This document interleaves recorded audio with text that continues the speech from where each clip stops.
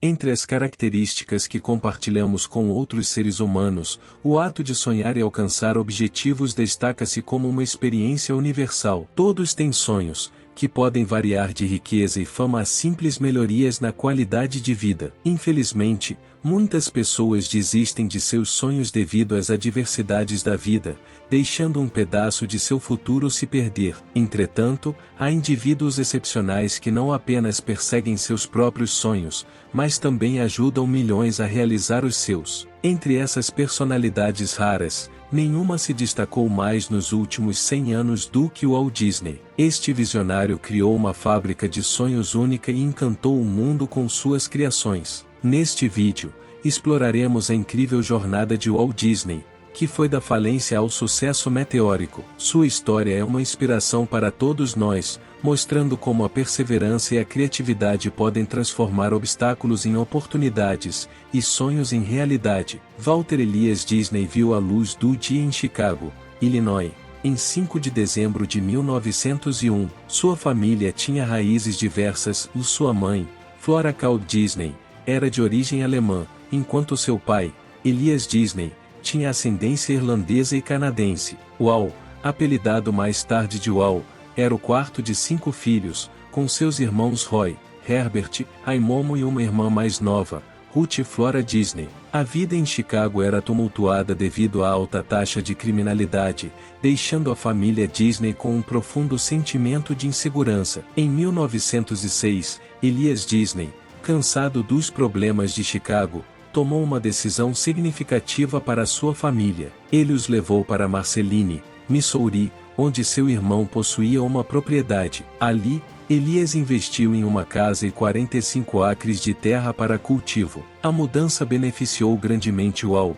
que se apaixonou pela bela paisagem rural e começou a desenhar como hobby. O ponto de virada ocorreu quando um vizinho generoso chamado Doutora Sharon pagou ao Walt para desenhar seu cavalo au pair, desencadeando sua paixão pelo desenho. Além disso, sua fascinação por trens floresceu naquela época, pois a gigantesca ferrovia Atchison, Topeka de Santa Fe cruzava a região, e Walt adorava colocar seus ouvidos nos trilhos para ouvir os trens se aproximando. No entanto, a família enfrentou dificuldades financeiras quando Elias Disney contraiu febre tifoide e não pôde trabalhar. Walt começou a pintar e vender suas obras para ajudar a família, mas a situação não melhorou o suficiente. Em 1910, a família vendeu sua casa e mudou-se novamente, desta vez para Kansas, onde Walt conseguiu um emprego como entregador no jornal Kansas City Star, graças à ajuda de seu pai. Durante as férias de verão, ele também trabalhava na ferrovia local, vendendo lanches e jornais para os viajantes. Entre 1910 e 1917, Walt frequentou a escola Benton Grammar, onde seu desempenho acadêmico era mediano devido às longas horas que passava entregando jornais antes das aulas. No entanto, essa escola marcou o início de uma amizade crucial com Walt Pfeiffer, seu futuro colaborador, cuja família nutria um amor pelo teatro e cinema. Walt passava mais tempo com os Pfeiffers do que com sua própria família, e essa conexão foi vital para seu futuro. Em 1917, a família mudou-se novamente, desta vez para Chicago, após Elias Disney adquirir uma participação em uma fábrica de geleias. Walt mergulhou em seus estudos artísticos, frequentando a escola McKinley, onde atuou como cartunista no jornal escolar. À noite, ele participava de cursos de ilustração no Instituto Artístico de Chicago. Seu talento e dedicação o fizeram progredir rapidamente. No entanto, ele não conseguia evitar que a Primeira Guerra Mundial, que assolava a Europa desde 1914, dominasse seus pensamentos e desenhos. Quando os Estados Unidos entraram na guerra em abril de 1917, Walt tomou uma decisão radical que moldaria seu futuro. Determinado a servir seu país durante a guerra, aos 16 anos, Walt deixou seus estudos e, acompanhado de seu amigo Russell Mais, tentou se alistar na Marinha, mas ambos foram rejeitados devido à idade. Eles, então, buscaram as Forças Armadas Canadenses, onde Walt foi aceito, enquanto seu amigo foi recusado. Com o desejo de permanecerem juntos, eles se inscreveram no Corpo de Ambulância da Cruz Vermelha, que não impunha restrições de idade aos voluntários. Em 16 de setembro de 1918, Wall se alistou e foi designado para o Centro de Treinamento de Ambulância da Cruz Vermelha no sul de Chicago. Lá, ele aprendeu a dirigir e consertar ambulâncias e caminhões, fazendo amizade com muitas pessoas, incluindo um jovem de 15 anos chamado Ray Kroc, que se tornaria décadas depois o impulsionador do império global de fast food do McDonald's. Após concluir seu treinamento, Wall foi enviado para a França, onde testemunhou os horrores da guerra por cerca de 10 meses, mas manteve seu espírito alegre e vibrante. Ele aproveitava seu tempo livre para soltar sua imaginação, desenhando na lateral de sua ambulância, criando esboços para o cardápio da cantina e cobrando por pinturas de caricaturas que seus amigos enviavam para suas namoradas e familiares. A guerra chegou ao fim em novembro de 1918, mas Wall só retornou para casa um ano depois, pois ainda era necessário prestar serviços. Quando questionado sobre sua experiência na guerra, ele afirmou: "As experiências que vivi durante aqueles 10 meses no exterior equivalem a uma vida inteira de experiências. Aprendi a ser autossuficiente desde muito jovem." Wall retornou aos Estados Unidos em 9 de novembro de 1919, desembarcando no porto de Nova York e partindo no dia seguinte para Chicago. Com 18 anos e determinado a seguir uma carreira na arte, ele se mudou para Kansas City, onde conseguiu um emprego na Pesman Rubin Art Studio, com a ajuda de seu irmão Roy. Seu trabalho consistia em criar anúncios para revistas, cinemas e jornais, um trabalho desafiador, mas crucial para seu crescimento profissional. Durante esse período, ele também começou a experimentar com câmeras, criando animações manuais, e fez amizade com o talentoso cartunista Ub Verkes. No entanto, a Pesman Rubin enfrentou uma grave queda nas receitas, resultando na demissão de muitos funcionários, incluindo Wall, que foi dispensado devido à falta de criatividade e imaginação. No entanto, Wall viu essa reviravolta como uma oportunidade, em vez de um obstáculo. Em janeiro de 1920, Walt Disney e seu amigo Ub Iwerks fundaram a Iwerks Disney Commercial Artist, uma empresa destinada a produzir suas animações. Para impulsionar as vendas dessas produções, Walt fez um acordo com um teatro local em Kansas City para exibir seus desenhos animados, chamados de logogras. A empresa contratou diversos funcionários para criar uma série de contos de fadas de 7 minutos, combinando ação ao vivo e animação, chamada Alice in Cartelo. Apesar da alta qualidade desses desenhos e do sucesso com o público, eles não eram lucrativos devido aos altos custos envolvidos. Isso levou à falência da empresa Disney em 1923. Na época, Walt tinha apenas 22 anos, e esse já era seu segundo grande fracasso. No entanto, ele não desistiu. Com coragem e apenas $40 no bolso, Walt, junto com seu irmão Roy, mudou-se para Hollywood em 1923, com o objetivo de fundar uma nova empresa e conseguir novos contratos. Roy emprestou $250, somados a outros 500 obtidos por meio de um empréstimo bancário, permitindo que eles comprassem materiais de filmagem e fundassem a Disney Brothers Cartoon Studio, que logo mudou seu nome para Walt Disney Studio. Walt visitou várias empresas para mostrar seu trabalho, mas na maioria das vezes, foi ignorado. No entanto, após muitas tentativas frustradas, ele enviou seu último curta-metragem do estúdio anterior, Alice's Wonderland, para a distribuidora Margaret Winkler. Impressionada com a qualidade do trabalho, ela o contratou para fazer mais filmes. Animado com a oportunidade, Walt e seu irmão montaram um estúdio improvisado na garagem do tio e começaram a trabalhar incansavelmente para criar as melhores animações possíveis. Nesse período, com a situação financeira se estabilizando, Walt contratou seu amigo Ub Iwerks e criou o personagem Oswald, o coelho sortudo. Esses desenhos rapidamente conquistaram o público após serem distribuídos pela Universal Studio, que pagava $1.500 por episódio. No entanto, o acordo lucrativo não durou, pois a Universal desejava reduzir o valor pago à Disney e ficar com os direitos do personagem Oswald, impedindo Walt de continuar lucrando com ele e contratando muitos de seus melhores funcionários. Diante dessa adversidade, Walt não desanimou. Em um trem para Hollywood, desiludido com os acontecimentos recentes, uma ideia surgiu em sua mente, e ele começou a desenhar em seu bloco de notas um novo personagem de Morton, o rato, que compartilhava sua aventureira e otimista personalidade. Após refinamento por Ub, o personagem foi batizado de Mickey. No entanto, muitos animadores da empresa duvidaram do sucesso de Mickey, alegando que o público não se encantaria por um rato. Walt discordou dessas críticas, e sem medo de arriscar, produziu curtas-metragens com Mickey, que estreou em O Plane Crazy e O The Galopin' o Gaúcho, 2 filmes mudos que não conseguiram distribuição, mas ele não desistiu.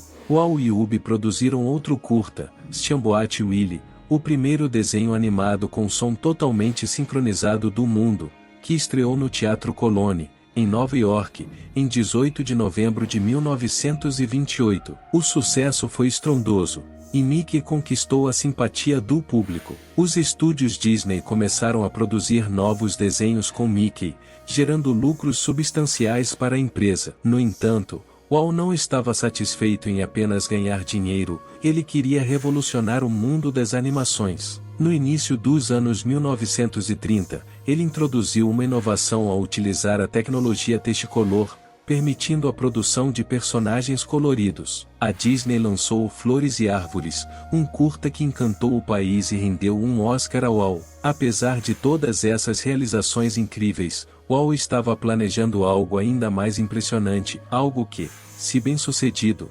chamaria a atenção do mundo inteiro. Em 1934, a Disney embarcou na produção de seu primeiro longa-metragem, o ambicioso O Branca de Neve e os Sete Anões. Na época, Walt estimou que o projeto custaria cerca de $250 mil, mas logo ficou evidente que tornar o filme realidade não seria uma tarefa fácil, devido aos altos custos envolvidos. A produção se tornou tão dispendiosa que a Disney enfrentou a falta de fundos, levando Walt a solicitar um empréstimo bancário para concluir o projeto, que acabou custando quase $1,5 milhão.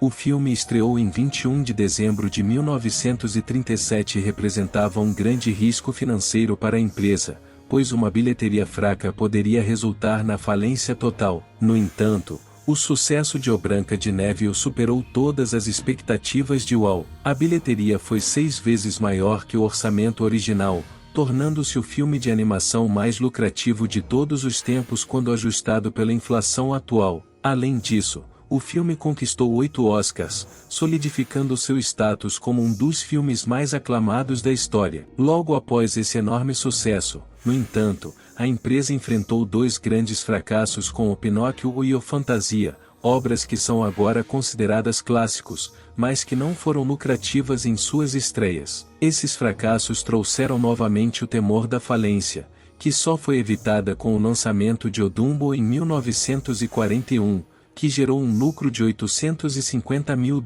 para a empresa. No entanto, Dumbo também marcou o início de uma crise interna na empresa, já que muitos animadores da Disney entraram em greve, o que afetou permanentemente o relacionamento deles com Walt. Além disso, no final de 1941, os Estados Unidos entraram na Segunda Guerra Mundial, um período de desafios para a Disney. O exército dos Estados Unidos ocupou a maioria das instalações do estúdio, solicitando a produção de filmes de treinamento para militares e curtas-metragens de propaganda, como o famoso Der Führer's, no qual o Pato Donald trabalha na Alemanha nazista. No entanto, esses projetos destinados ao exército não geravam lucro, e, devido à guerra, muitos americanos não estavam interessados em filmes animados, resultando em um desempenho financeiro abaixo do esperado para o Bambi, lançado em agosto de 1942. Apesar desse outro revés, Bambi foi responsável por uma ideia lucrativa da Disney, o relançamento de O Branca de Neve em 1944,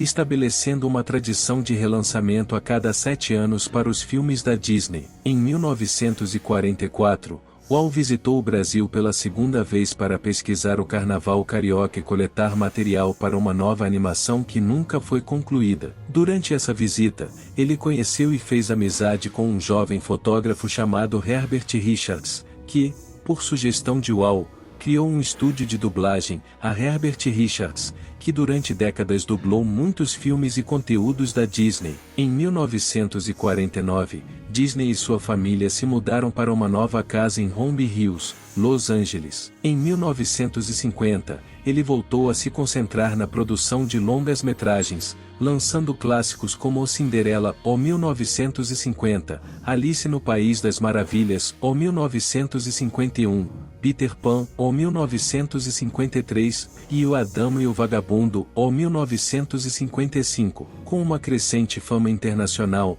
Walt Disney era reconhecido como o maior produtor cinematográfico do mundo e um dos empresários mais proeminentes dos Estados Unidos. No entanto, sua ambição e desejo de criar algo novo continuavam a impulsioná-lo, levando-o a seu projeto mais ambicioso até então. Desde o final dos anos 40, Walt Disney já acalentava o sonho de criar um esplêndido parque de diversões. No entanto, durante muito tempo, essas ideias permaneceram em suspenso. Foi somente após uma visita do empresário Children's Firela em Oakland, Califórnia, que essas ideias começaram a se cristalizar. Juntamente com seus colaboradores mais próximos, apelidados de Imagineers, Walt fundou a Wedge Enterprises para dar vida ao seu projeto de parque. Walt descreveu um de seus primeiros planos a Herbie Hyman, que criou o primeiro desenho aéreo da Disneylândia para apresentar ao Bank of America a fim de obter financiamento. Walt disse a Herbie: "Quero que isso pareça nada que já exista no mundo." O conceito original era um pequeno parque com passeios de barco e algumas áreas temáticas em um terreno de apenas 8 acres,